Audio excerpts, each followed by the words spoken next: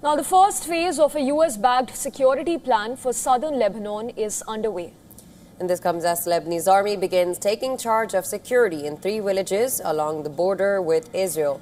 And the move is being closely watched as it tests a framework aimed at securing an Israeli military withdrawal and limiting Hezbollah's influence in the region. The Lebanese Armed Forces have started deploying in the southern villages of Fraun, Zrifa, and Zatar al-Gharbia, designated as pilot zones under a framework agreement signed by Lebanon, Israel, and the United States on the 26th of June. Now, according to U.S. State Department, the deployment follows talks between Israeli and Lebanese officials in Rome last week and is being carried out under the supervision of the Military Coordination Group for Lebanon. Under the agreement, Israel will gradually withdraw from parts of southern Lebanon, while the Lebanese army assumes sole responsibility for security and even certifies that vacated areas are free of Hezbollah weapons and infrastructure. The U.S. officials say the pilot program is designed to test whether the Lebanese state can reestablish authority in areas long dominated by Hezbollah.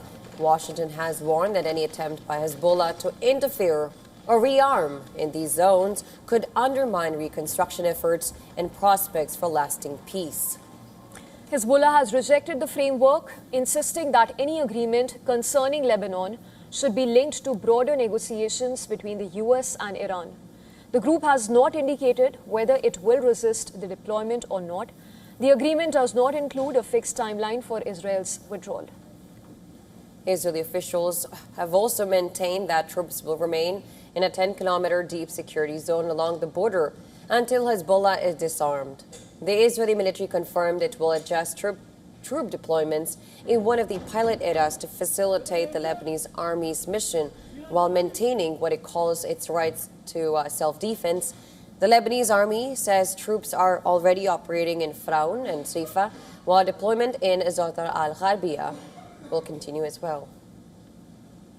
And this while despite the agreement, tensions remain high. Israeli troops continue to occupy parts of southern Lebanon. Occasional airstrikes and even military operations continue, and access to several border villages still remains tightly restricted.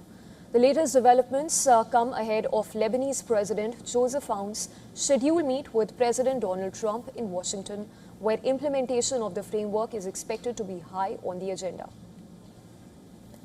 While the pilot deployment marks an important diplomatic milestone, its success will depend on whether both sides honor their commitments in one of the region's most volatile borders. The coming days are expected to determine whether the agreement can pave the way for a broader and more durable de-escalation in southern Lebanon.